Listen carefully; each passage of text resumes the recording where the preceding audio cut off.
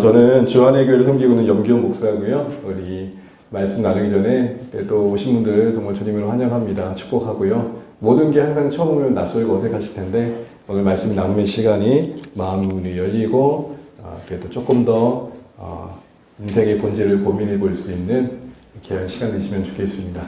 누군가는 그런 표현을 하더라고요. 마음의 문은 문고리가 안쪽에 있대요. 그래서 아무리 밖에서 열려고 해도 열어주지 않으면 들어갈 수 없는 게 마음이래요. 그래서 많이 열지 마시고요. 충격받으실 수 있으니까 살짝만 열어주셔서 그냥 산들산들 바람 들어올 정도만 마음 문 열고 말씀 들어주시면 좋겠다, 이런 생각들을 해보게 됩니다. 오늘 본문의 이야기를 가지고요. 성경의 한 이야기인데 세 가지 사랑이란 제목으로 좀 말씀을 나눠보려고 합니다. 대중문화에 뭐 노래든 영화든 드라마든 가장 많은 소재가 뭡니까? 네, 사랑이죠, 사랑. 연인의 사랑, 뭐 부부, 그리고 부모와 자녀, 이웃, 뭐 어쨌든 다양한 사랑의 소재가 우리에게 사실 감동을 주는 게 사실입니다. 그래서 어떤 전문가는 이런 말을 하더라고요. 인간의 사랑은 끝없는 예술의 원천이다. 그러니까 사랑을 생각하면 사람들은 할 말이 많아. 여러분, 우리 작은 인생도 사랑 얘기하면 할 말 많죠. 지금 방금 연주됐던 산골소년의 이야기 들으시면서도 아마 옆에 있는 사람 말고 딴 사람 생각나시는 분들 계실 거예요. 내가 꽃 화관을 만들어서 건네주고 싶은 사람은 이 사람 아니었는데 뭐 이런 생각도 하시고 등등 뭐 다양한 생각도 하실 겁니다. 사랑하면 할 말이 참 우리 모두는 많습니다. 그 말은 다시 말하면 그만큼 우리의 삶은 사랑과 뗄 수가 없고, 그리고 참된 사랑을 어떻게 보면 갈망하고 있다고 해도 다름이 아닐까 싶은 생각이 듭니다. 실제로 그런 것이 사람은 진짜 사랑을 만날 때 정말 행복하다고 합니다. 그 참된 사랑이 주는 안정감, 그리고 만족감이 사실은 우리의 인생의 행복이라고 하는 정의의 가장 중요한 기초석이 된다라는 것이죠. 한마디로 우리에게는 참된 사랑이 필요하다라는 것입니다. 오늘 우리가 연주해 주신 그 찬양과 노래 안에서 사랑의 이야기를 조금 생각했었는데, 특별히 처음 연주했던 이 산골소년의 이야기는 하도 오래된 이야기의 노래이긴 하지만 우리 너무 그 익숙한 국민가요 정도가 될 정도로 많이 회자되는 노래이잖아요. 왜 그럴까요? 모두가 산골소년의 경험이 있는 거죠. 소녀는 소녀를 기다립니다. 풀을 엮어서 그것도 모자라 꽃을 넣어서 예쁜 모자를 만들고 언제 이 다리를 지나가나, 늘 이 다리를 지나갔었는데 우연을 가장한 필연을 만들기 위해 몸부림을 치지만 결국 소녀는 나타나지 않죠. 소나기의 한 장면을 본 듯 하지 않습니까? 그렇게 기다려서 전해주지 못한 꽃다발로 만든 그 꽃모자는 결국 흘러가는 냇가에 흘려보내고 맙니다. 아쉽게 떠내보내는 그 꽃모자를 바라보면서 불렀던 이 노래말 안에는 애틋함이 담겨있고 안타까움이 담겨있고, 그리고 그 안에 담긴 이루지 못한 사랑은 마치 우리의 인생의 한 조각인 것 같아서 우리의 이야기로 와닿게 됩니다. 그래서 듣다 보면 누군가에 대한 그리움의 정서를 소환해 줍니다. 잃어버렸던 내 삶의 한 조각을 떠올리게 하기도 하고요. 그때 그 사랑이 이루어졌다면, 아니 내가 그때 그렇게 사랑했더라면 어떤 아름다움을 만들었을까라는 생각을 해보게 되는 것이죠. 지난날 이루지 못했던 그 참 사랑의 어떤 설레임, 따뜻한 안타까움의 정서가 잘 표현된 노래였다는 점에서 그런 생각들을 하게 되는 것 같습니다. 이런 노래방 가사를 보면서 저도 이런 생각이 들었습니다. 풀잎 엮고 꽃송이를 만든 모자를 시간 여러분에게 드리는 건 아니지만 같은 마음으로 말씀을 준비했습니다. 그런데 여러분의 머리에 그것을 씌워드려서 여러분을 빛나게 해드리고 싶고, 삶에 대한 새로운 안목과 이해를 가지고 그래, 나의 삶도 살만하구나, 살아내야겠구나 라는 이런 생애 의지를 드리고 싶은데 혹여나 냇가에 흘려보낼까 하는 마음에 조금은 산골소년의 이야기가 남다르게 와닿지 않습니다. 오늘 오라고 해서 왔다. 목사님 죄송해요. 오늘 보고 말 거예요. 뭐 이러지 마시면 좋겠고, 오늘이 그래도 오셨으니 생각을 조금 더 해볼 수 있는 기회가 되면 좋겠다는 마음과 더불어서 또 한편 이런 생각을 해보게 됩니다.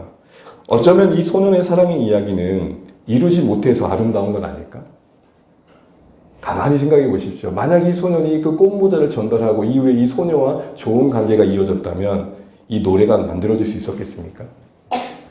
우리 인생의 고통과 아픔들은 노래를 만드는 소재가 될 수 있다는 게 참 놀랍습니다. 어느 순간 그런 얘기를 하더라고요. 흐르는 계곡에 조각과 같은 돌짝과 돌멩이가 없다면 노랫말이 나오겠냐. 흐르는 물을 방해하는 것 같은 돌이고 바위 같지만 그게 만드는 노래가 있다고. 더불어서 이들이 이루어진 사랑이 진전되어져서 함께 했다면 또 이런 따뜻한 안타까움에 녹아져 있는 애틋함이 계속 이어질 수 있었을까라는 것이죠. 여러분, 동화를 읽어보셨던 기억을 더듬어 보시면 모든 동화의 끝은 어떻게 끝납니까? 왕자와 공주가 만나 행복하게 살았더라. 끝! 그러나 인생을 산 우리는 압니다. 그게 끝이 아니라는 것. 동화가 동화되기 위한 배려이지 그 뒤의 이야기가 너무 더 이상 동화가 아닌 것이죠. 사실 사랑이라는 것이 그렇습니다. 하기 전에는 그립고 마냥 안타깝지만 그 사랑의 현실이 떡하니 던져지고 나면 힘겹고 괴로운 게 찾아옵니다. 사랑받지 못해 힘든 것도 있지만 사랑해야 하기 때문에 힘든 것도 있다는 것이죠.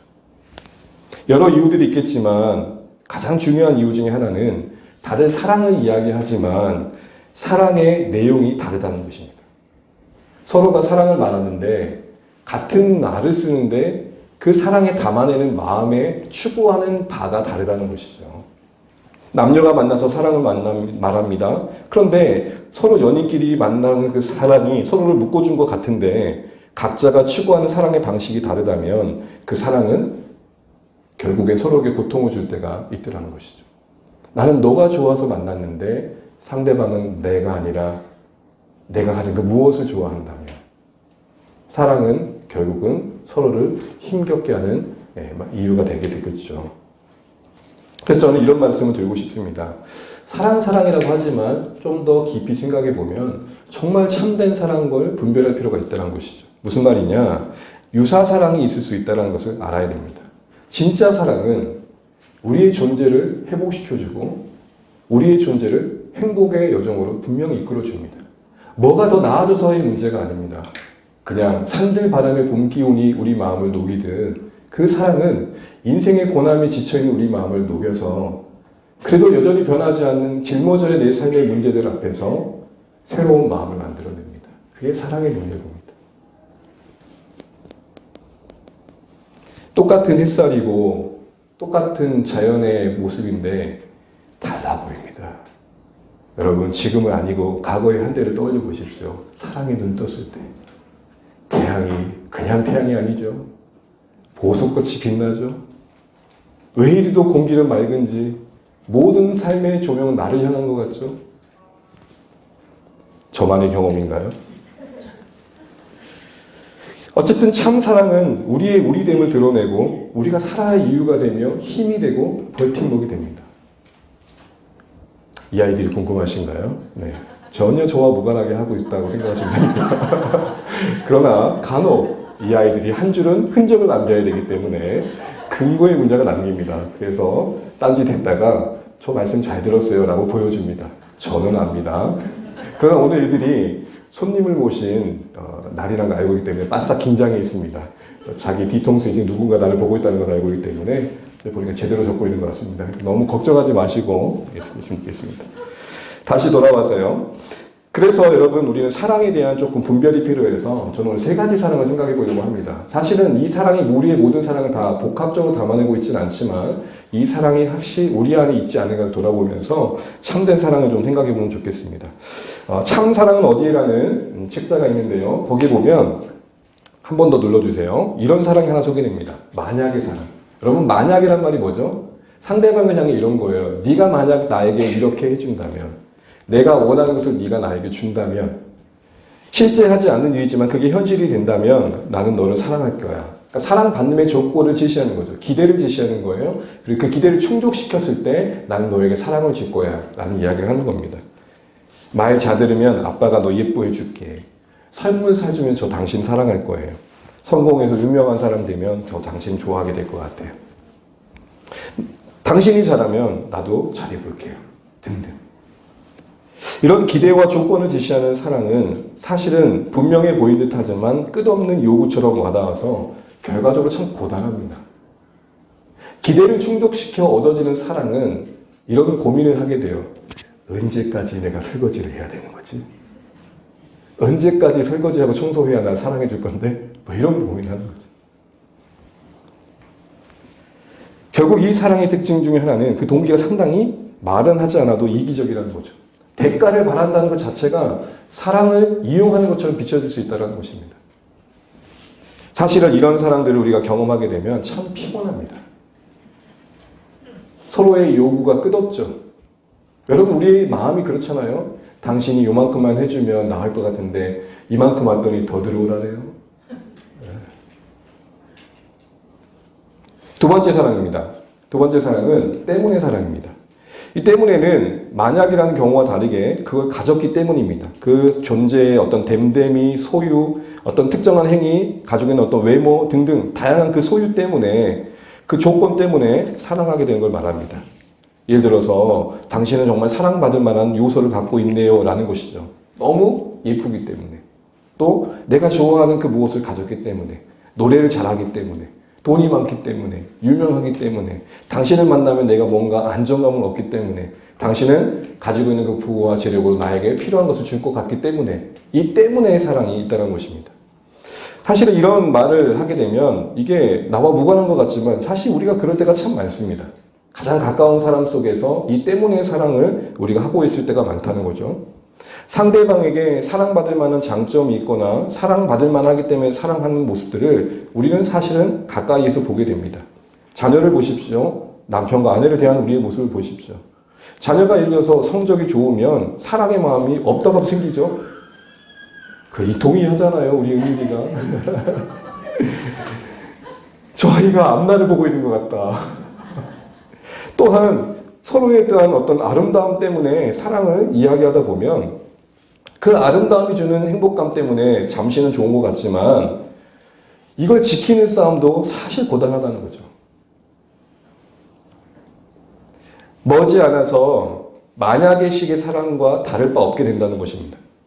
예를 들어서 누군가가 저에게 예를 들어서 목사님 그 모습 때문에 저는 목사님 참 좋아요 했다면 저는 그거를 어떻게든 지켜내려고 노력할 것입니다. 또한 두렵기도 할 겁니다. 사실 그게 내 모습의 전부는 아닌데. 그리고는 들킬까봐 나는 나를 뭐 하죠? 자꾸 숨기죠. 근데 이 관계의 사랑이 숨겨지면 여러분 우리의 그 사랑의 진실함은 만들어질 수 없겠죠. 그리고 진실치 못한 만큼 어느새 그 관계는 서로를 고단하게 합니다. 무엇보다도 이 가지고 있는 조건이 상대방에게 사랑을 갖게 하는 그 조건이 깨어질까봐 염려하는 거죠. 잃어버릴까봐 두려워하고 불안하는 거죠. 왜냐하면 그 조건이 만든 사랑이니까 그 조건이 상실되고 나면 이 사랑은 성립될 수 없다는 불안감에 어떻게든 지켜내려고 하는 거예요. 여기 보니까 여기 앉아계신 모든 여성들 참 아름다우십니다. 만약 여러분의 가까운 배우자나 주변 사람들이 여러분의 외모 때문에 여러분을 사랑한다고 생각해 보시죠. 네. 어디로 가시겠습니까?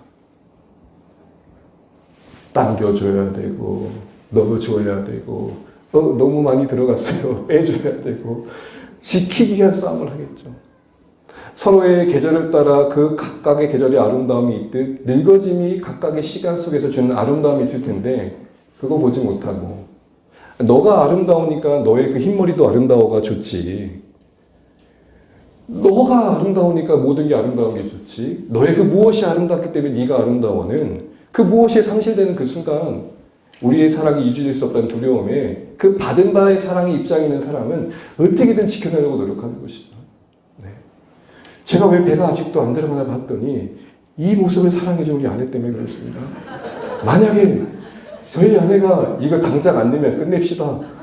저는 아마 여러분 핏골이 핏절한 저의 모습을 매주 보게 되실 것입니다. 이 말을 하다 보니까 후회스러운 게 당장 예배 끝나고 협박이 들어올 것 같은 마음이 듭니다. 세 번째 사랑이 있습니다. 세 번째 사랑은 그럼에도 불구하고의 사랑입니다. 앞서 두 가지의 사랑은 말씀드린 것처럼 우리를 지치게 합니다. 불안하게 합니다. 고통스럽게 합니다. 정말 긴장감을 늦추지 못하게 합니다. 그러다 보니까 사랑 안에 안식이 없고 쉼이 없고 만나도 뭔가 불편함이 만들어지는 것을 경험하게 됩니다. 그러다 보니 우리 안에는 어떤 갈구함이 있냐면 누군가는 나를 좀 있는 모습 그대로 사랑해주면 좋겠다. 나는 당신이 좋아. 그냥 당신이 그 무엇이든 다 좋아. 그냥 당신이 뭘 해도 좋아. 이런 사랑에 대한 갈구함이 사실 우리의 본성에 있더라는 것입니다. 그럼에도 불구하고 사랑이 어떤 사랑이기 때문에 그렇죠? 기대와 조건의 충족에 따라 달라지는 게 아니라 그것과 상관없이 그 말 그대로 그럼에도 불구하고의 사랑이기 때문입니다. 여러분, 저는 잠시지만 내 존재가 그대로 누군가에게 수용되어진 기쁨을 경험할 때 너무 행복했습니다. 나를 꾸미고 감추고 그래서 그 사람이 나를 어떻게 볼까, 저 사람이 나를 어떻게 생각할까의 시선 속에 고단한 관계가 아니라 내가 어떻게 해든 내가 어떤 말을 던지든 그냥 오해하지 않는, 우리 정서적으로 가까운 친구들은 뭔 말을 해도 그게 욕을 해도 욕이 아니라 그냥 다정한 언어잖아요. 그렇잖아요? 전라도를 가게 되면요, 이 사람들이 대화인지 욕인지 몰라요. 친구끼리는 욕이 더 심해요. 뭐죠? 애정 표현이에요. 제가 차마 여기서 말씀드릴 수 없지만 그런 서로의 가까움이 그렇게 거칠게 표현돼도 오해하지 않는 거죠. 그 불구하고의 사랑의 특징은 뭡니까? 그 사람이 무가치해 보일지라도 그 당사자의 눈에는 무한한 가치가 보이는, 존재의 아름다움이 그 존재를 둘러싸고 있는 거덕과 같은 것들에 그렇게 큰 신경을 쓰지 않는 것. 이런 사랑을 우리는 불구하고의 사랑이라고 하는 것이고, 그러나 여러분, 이렇게 이 사랑을 갈구하면서도 이 사랑을 경험할 수 없는 현실은 더 우리를 고단하게 하는 거죠. 가만히 주변을 보세요. 서로 이런 사랑을 원해요. 서로 내 자신을 그냥 받아줬으면 하는 마음이에요. 그냥 별 설명할 수 없어도 그냥 기다려줬으면 좋겠고, 그냥 내 실수조차 그냥 변명하지 않아도 그냥 품어줬으면 좋겠고, 그냥 내 존재 그대로 그냥 고스란히 안겼으면 좋겠어요. 그런데 어디 그런 사람이 있던가요? 서로 안아주면서도 속으로 이런 생각하죠. 이것이 언젠가 내 이 핸디캡을 가지고 뒤통수 칠 것 같다. 나도 언젠가 그러겠지. 우리의 서로의 약함과 꺾을 수 없는, 지울 수 없는 이기심은 이 사랑의 순결함을 빼앗고 상실시키는 것이죠. 한 예로 가장 숭고하다고 하는 부모의 사랑마저도 사실은 이런 존재 그대로를 수용해주는 사랑이지 않을 때가 참 많잖아요. 그러고 보면 우리 아이들은 태어난 지 몇 개월 안 되는 사이에 효도는 다 한 겁니다. 그때 똥을 싸도 왜 이리 이쁜지. 지금은 화장실에 물만 안 들여도 성질나죠. 그냥 그대로 품어줬던 시절이 있었어요. 그냥 그게 그대로 좋았어요. 근데 얘가 어느새 커서 저와 협박을 합니다. 거래를 합니다. 뭔가 긴장감을 만드는 말들을 합니다. 여러분, 이런 현실 속에서 우리는 정말 이 사랑을 만날 수 있을까? 라는 생각을 하게 돼요. 오늘 여기 오신 모든 분들에게, 또 특별히 초대되신 분들에게 저는 조심스럽지만 저희 인생의 여정 속에서 감히 이런 사랑을 만났다는 마음으로 나누고 싶고, 제 얘기를 하면 좀 그럴 것 같아서 오늘 성경의 그 사랑을 만난 한 인생의 이야기를 통해서 여러분도 그 사랑을 좀 만나셨으면 좋겠다라는 마음으로 오늘의 이야기를 한번 시작해 보겠습니다. 여러분, 이 사랑은 그러면 어디서 찾을 수 있을까? 바로 성경이, 하나님이, 예수님이 우리에게 말씀하신 사랑이 이런 사랑입니다. 그래서 이 사랑의 근원지는 예수 그리스도입니다. 예수님이 여러분 많이 들어보셨겠죠? 예수님의 역사적인 존재의 그 사실을 부정할 수 없습니다. 그럼 여러분 그걸 뭐라고 그러냐? 무식하다고 합니다. 마치 그것은 이순신이 어디 있었어? 이순신은 가상의 인물이야. 그렇게 말하는 것과 같습니다. 이미 세계사에서 예수님의 존재의 그 역사성은 부정할 수 없습니다. 문제는 뭐냐? 그럼 그 예수님이 누구시냐의 부분은 좀 다르겠죠. 그 예수님은 이 땅에 오신 하나님이십니다.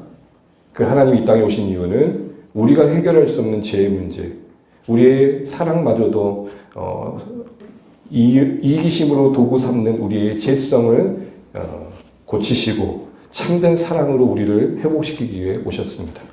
참된 사랑의 근원이신 하나님과 우리를 연결시키기 위해 오신 거죠.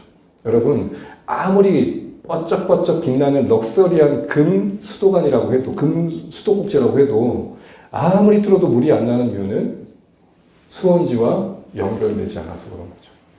당연한 원리인 것처럼 우리의 인생도 아무리 그럴듯한 사랑의 언어를 써도 그 내용이 그 언어만큼 따라주지 않는 이유는 공급받아야 되는데 공급받지 못해서 그렇습니다.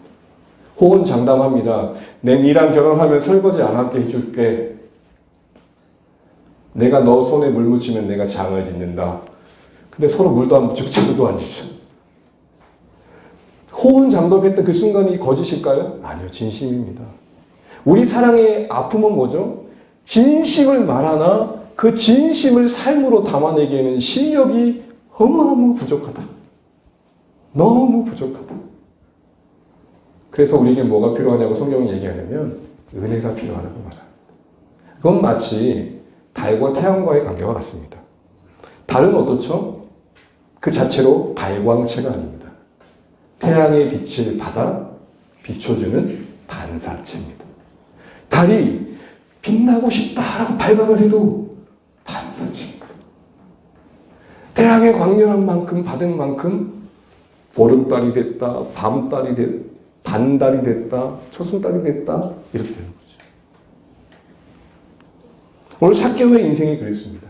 여러분, 오늘 삭개오의 인생을 보면 2절에 세리장 부자라는 설명이 나오고요.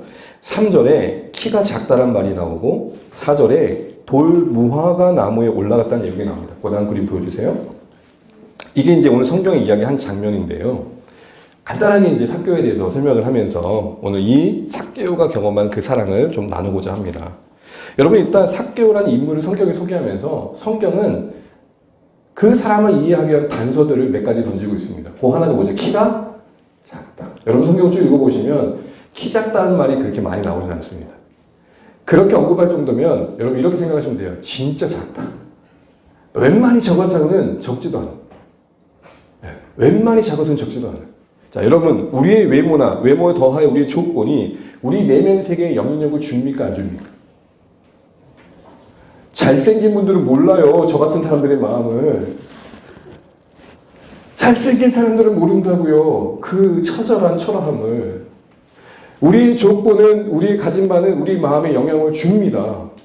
오늘 이 키 작다라는 말이 삭개오의 인생 속에 어떻게 영향을 줄까 생각해 보세요. 그때 당시에는 한 동네에 함께 모여 살았으니까 수저가 몇 개인 줄도 알았겠죠? 그 조그만 동네에 삭개오가 살 때에 이름은 그럴듯하게 순결한 자, 의로운 자라는 이름으로 축복받고 태어났는데 자라난 성장 과정에서 키가 작다고 놀림받은 거예요. 아이고 땅꼬마, 아이고 난장이, 심지어 이렇게 말하는 거예요. 아이고 반토마. 그런 인생 속에 그 외모의 수많은 놀림의 대상이 되었을 때에 그 마음속에 뭐가 자랐을 것 같아요? 은혜로다 주의 은혜. 그렇게 얘기했을까요? 겁나 화났을 거예요. 키가 작아 맞대응할 수는 없지만 잘하는 건 뭐가 작았을까요? 분노가 어마무시했을 것입니다. 힘이 없어 괴롭힘을 당하고 있을 뿐이지 나에게 무언가가 주어진다면 너 가만히 두지 않을 거야.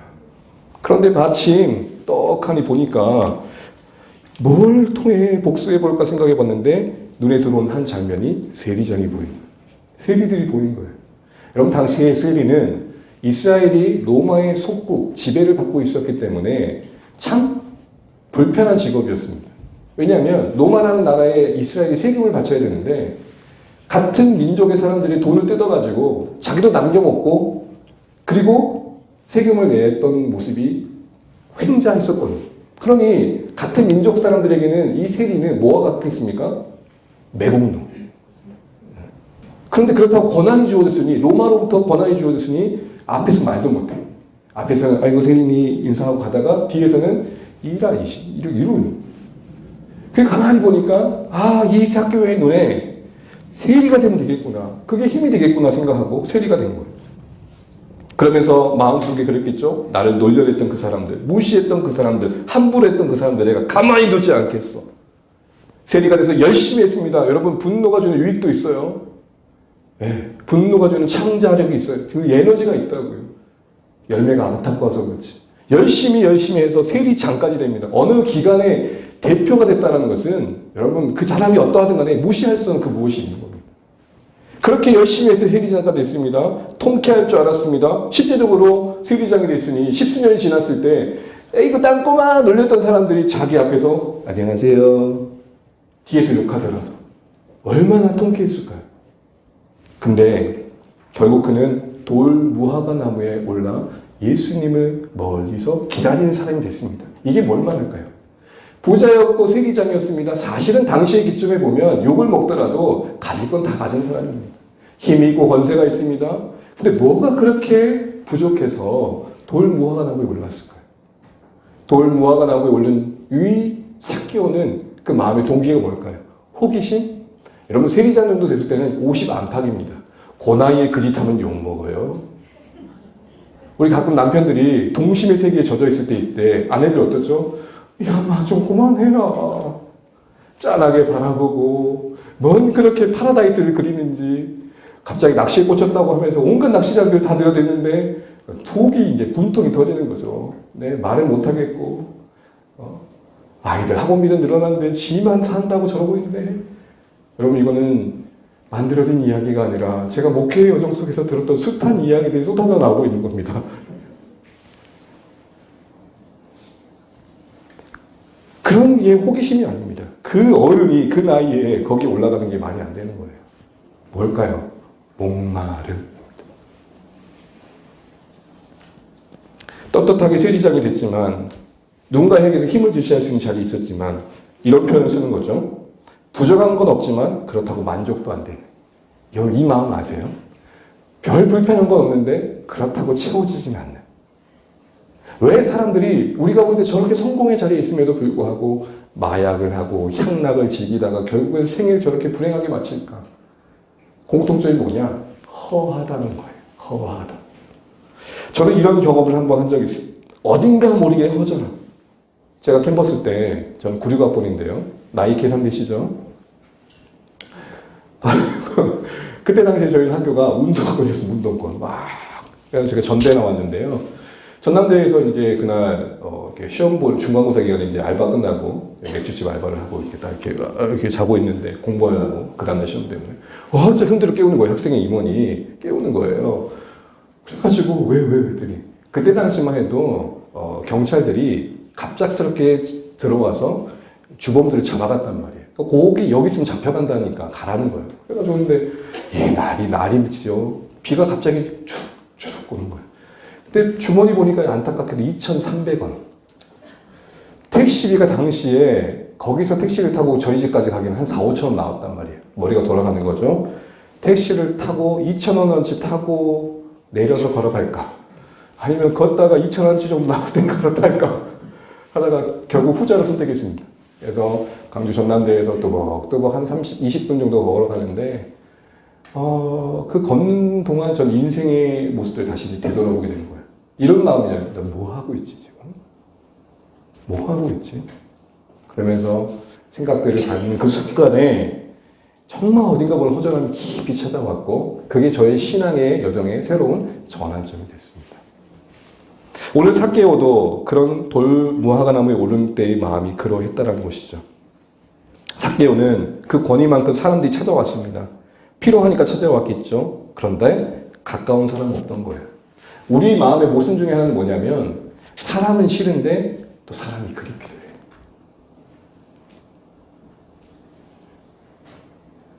나를 드러내고 싶지 않은데 누군가한테 내 마음을 나누고 싶어. 그렇잖아요. 삭개오의 마음의 정서에 그런 허함이 있었다는 것입니다. 한마디로 외로움이었던 것이죠. 그래서 그는 그 주어진 현실 속에서 나름은 성공이라고 했던 현실이 흡족할 수 없었던 것입니다. 또한 그의 이름의 뜻은 순결한 자, 의로운 자라는 거예요. 여러분 저희 아들이 이름이 하준입니다. 둘째가 하영이고요. 아까 성경 공독했던 막내가 하은입니다. 다 신앙적 이름을 부여한 거예요. 하나님 뜻 준행해라. 하나님께 영광 돌려라. 너는 설명 필요 없다. 은혜다. 저희 아내가 막내를 뵀을 때 위험한 시기를 지났어요. 다 신앙적 이름을 정했어요. 니들이 하나 부를 때마다 이 이름의 의미를 깨닫고 맞아, 난 하나님의 은혜야, 은혜롭게 살아야지 이랬을까요? 그러길 바라고 했지만 절대 그러지 않았을 거예요. 근데 삭개오가 어느 날 삭개오야라는 이름 속에 자신의 신분에 고민이 생긴 거예요. 부모님은 나를 의로운 자라고 세웠는데 나는 뭐지? 그러기에 돌나무에 올라갔을 때는 예수님의 소문을 들었겠죠. 세리들을 사랑하신다 그러고 예수님의 구원자라는 말을 들으니 뭔가 자기도 회복되고 싶었던 마음이 있는 거예요. 여러분, 우리의 인생은 잘 살아왔다고 여기까지 달려왔는데 어느 날 뒤안길을 돌아보니 흡족하십니까? 만족스러우십니까? 돌이킬 수 없는 시간을 되짚고도 어찌해볼 수 없는 현실임에도 불구하고 그걸 자꾸 우리는 붙잡고 있잖아요. 그리고 거기서 뭔가 답을 찾고 싶잖아요. 근데 그것은 이미 나의 삶의 결론이 되어 있는데요. 오늘 삭개오에게도 그런 복잡한 마음이 있었다는 거죠. 그런데 예수님이 그의 이름을 불러줘 버립니다. 우리 5절 말씀 같이 한번 읽어보면 좋겠는데요. 우리 화면 한번 띄워주시고요. 5절만 같이 한번 읽어보면 좋겠습니다. 5절입니다. 시작. 예수께서 그곳에 이르사 쳐다보시고 이르시되 삭개오야 속히 내려오라. 내가 오늘 네 집에 유하여야 하겠다 하시니. 아멘. 지금 우리는 글로 보고 있지만 오늘 이 삭개오 입장에서는 자기의 이름을 부르는 사람을 만난 거예요. 여러분, 삭개오의 입장에서는 그동안 세리장만 들렀어요. 그 다른 이름, 욕먹는 이름만 있었어요. 그런데 삭개오, 이 세 글자의 이름이 그의 귓가에 확 들어온 거예요. 그게 그의 마음을 변화시켰다는 증거들은 곳곳에 가득합니다. 내가 내 집에 유하하겠다는데 기뻐요. 여러분, 누군가 여러분 갑자기 전화해가지고 너 지금 너희 집 가서 라면 좀 먹으면 안 돼? 그러면 뭐라 그러죠? 아니야, 지금 오면 안 돼. 왜? 아니, 바빠서. 실상은 뭐예요? 겁나 더러워. 오면 안 돼. 누군가가 들어온다는 게 반가운 이유가 뭐죠? 그동안 외로웠잖아요. 자기를 이용하는 사람이 있었고 자기의 세리장됨을 통해서 뭔가를 얻고자 하는 사람이 있었지만 삭개오, 나를 사랑하는 사람은 없었다고요. 내가 가지고 있는 조건 때문에 붙었던 사람들이지 삭개오, 그 자신을 사랑해준 사람은 없었다고요. 따뜻하게 찾아와가지고 삭개오야 했던 사람이 없었다고요. 이 이름이 얼마나 그의 마음을 움직였는지. 왜죠? 이름은 그 존재를 깨우는 거죠. 그래서 여러분, 유명한 시 있잖아요. 김춘식의 꽃. 내가 그의 이름을 불러주기 전에는 그는 다만 하나의 몸짓에 지나지 않았다. 내가 그 이름을 불러줄 때 그는 나에게로서 뭐가 되었다? 꽃이 되었다. 나도 누군가 나를 불러줘요. 누군가의 꽃이 되고 싶다. 너랑 나 모두가 다. 우리 안에는 전적으로 내 자신이 있는 모습대로 수용되어져서 꽃이 되고 싶은 마음이 다 있습니다. 꾸미지 않아도 꽃이 되고 싶은 마음이 있다고요. 여러분, 꽃이 볼 때 여러분 어떻게 보십니까? 너는 어떻게 그렇게 생겨 먹었니? 왜 너 어떻게 그렇게 생겼어? 그렇지 않아요. 예쁘다. 제각각의 꽃 모양이지만 그 자체로 너는 참 아름답구나. 오늘 삭개오가 경험했던 마음이 그런 마음이었을 겁니다. 사랑하는 성도 여러분, 이곳에 이제 어느 정도의 이제 나이를 먹어가면서 인생의 생각들을 많이 하실 겁니다. 특별히 아이들을 키우는 어머니들은 어느새 자기 이름을 잃어버리죠. 누구누구 엄마, 누구누구 아빠라는 말을 들어봤지만 규용아 라는 말을 못 들어봤어요. 그렇게 부르면 큰일 나겠죠. 누군가 와가지고 규용아 그러면 안 되겠죠, 저한테는. 근데 정서적으로는 누군가 나한테 규용아 했으면 좋겠어요.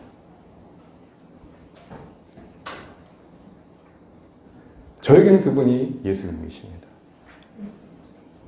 예수님은 저에게 자신을 내어준 십자가의 희생으로 저를 향해 저희 인생의 새로운 이름을 부여해 주시고 내 빛깔과 향기에 얼맞는, 나에 얼맞는 인생의 방향을 허락해 주셨기 때문입니다. 이 사랑이 얼마나 삭개오의 인생을 행복하게 했는지요. 이 삭개오는 갑자기 은혜를 받고 뭐라고 하냐면 자기의 재물을 나눈다고 합니다. 혹시 내가 누군가에게 피해를 줬으면 더 갚겠습니다 라고 말합니다. 평생의 물질과 세상의 힘이 그를 지배했고 그것으로 자신의 키 작음의 상처를 극복해 보려고 했던 삭개오에게는 그의 인생의 자존심과 같은 것들이 다 무너집니다. 뭐죠? 나 더 이상 그걸로 말하지 않을래. 평생 외모로 우러먹다가 외모에서 자유케 되면 얼마나 행복한지 아세요? 화장하지 않고는 절대 남을 만나지 않았던 사람이 이렇게 말을 하더라고요. 그렇게 하면 내가 죽는다라고 생각했대요. 내 민낯이 드러나는 것은 내 인생이 빼앗기는 것 같았대요. 근데 어느 날 마음을 고쳐놓고 화장을 안 하고 누군가를 만나도 괜찮다는 마음이 내 안에 살짝 들어왔을 때 이런 자녀가 있구나. 사랑하는 성도 여러분, 우리가 우리의 삶을 말하려고 하는 그 무엇이 우리를 다스리고 있다는 생각은 혹시 안 해보셨나요? 누군가는 자녀로 자기의 인생을 이야기하고 싶다 보니까 자녀의 기대에 못 미침이 늘 자기를 괴롭혀요. 누가는 뭔가 물질로 말해보려고 하는데 재산이 그렇게 쉽격하게 들어오지 않아요. 근데 여러분, 인생의 가장 큰 행복은 내가 나로서 말할 수 있는 환경과 여건 속에 내가 있다는 것입니다. 나를 꾸미지 않아도, 나를 속이지 않아도 영규홍 이 이름 3글자로 편안히 만날 수 있고 드러낼 수 있는 관계와 처지에 고하는 것은 진짜 행복입니다. 이 적극적인 자신의 포기의 삶 속에서 우리는 다시 한번 깨닫게 됩니다. 아, 진짜 참된 사랑이 우리에게 참 행복을 가져다 주는 것이구나. 여러분, 우리를 지금 불행케 하는 것 중에 하나는 혹시 누군가의 끝없는 비교 속에 나를 찾고 있는 여정은 아닌가요? 그래서 동창 모임에 쉽게 가시면 안 돼요. 저것이 나보다 공부 못했는데 남편 잘 만나갖고 차가 다르네. 이 벤츠 클래스 마음을 못 지키죠. 그러다가도 내가 좀 더 낫다 싶으면 그냥 왠지 봄비처럼 사차는 날이 듭니다. 여러분, 우리 언제까지 그렇게 갈대처럼 이리 저리 흔들리다 눈치 보다 우리 삶을 희생시켜야 될까? 부탁합니다. 오늘 삭개오가 만났던 이 예수님의 사랑, 지금도 살아계신 하나님이 예수님 안에서 이렇게 우리를 안고 싶어 하시는 사랑 안에 여러분 한번 안겨보시면 어떨까요? 생각보다 괜찮습니다. 이 삭개오의 이야기는 우리 모두의 이야기이기에 10절처럼 결론을 맺습니다. 우리 10절 읽고 마치겠습니다. 10절입니다. 시작. 인자가 온 것은 이렇게 잘 살아 구원하려. 삭개오에 얘기하려고 성경에 삭개오가 기록된 게 아니라 이렇게 삭개오처럼 우리는 키 작음을 극복해 보려고 세리장에 달려있던 삶의 방식대로 뭔가 나를 감추고 나를 꾸며서 사람들에게 인정받아 보려는 생각 속에 살아가는 이 잘못된 사랑에 희생되어지고 있음을 알고 진짜 사랑을 만나면 좋겠다. 나의 있는 모습 그대로 바라봐주고 인정해주고 거기서부터 함께 해줄 수 있는 사랑을 경험하면 좋겠다라는 것입니다. 그런 의미에서 우리의 정체성은 또 한편 잃어버린 자예요. 여러분이 만약 하나님의 사랑을 받지 않았다면, 알지 못한다면 하나님의 사랑을 잃어버린 자라는 거죠. 참된 사랑이 필요한 자라는 것이죠.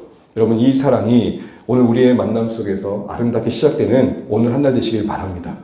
여러분, 이 말씀을 보시면서 기억하십시오. 간혹 그런 분들이 계시더라고요. 예수 믿고 신앙생활 하면은 내 인생이 모조리 다 뺏기는 게 아니냐. 여러분 보세요. 우리는 이미 뺏긴 자예요. 진짜를.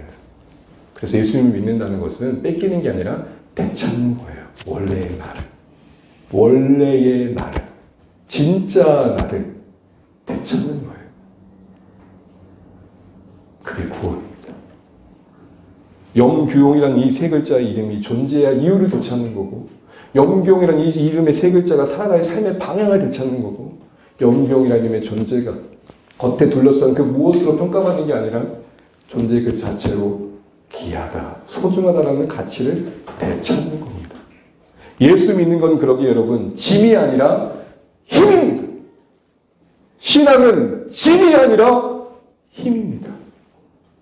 이 힘을 그 어디서 찾아볼 수 없습니다. 자존심이 견디게 하는 힘이 있을 겁니다. 그 무엇이 견디게 하는 힘이 있을 겁니다. 그럼 다 거두어지죠. 이 사랑이 우리 인생을 감당케 할 것입니다. 요한일서 4장 18절 말씀을 여러분 축복하고 마치겠습니다. 사랑 안에 두려움이 없고 온전한 사랑이 두려움을 내쫓나니. 여러분, 잘못된 사랑은 우리에게 두려움을 안깁니다. 불안감을 안기고요. 근데 진짜 하나님의 사랑은 두려움을 이기게 합니다. 이 하나님의 사랑에 그럼에도 불구하고 그 사랑을 여러분 선물처럼 받으셔서 이 사랑에서 약속된 이 행복을 우리 모두가 경험해 가실 수 있기를 주님의 이름으로 축복합니다. 네.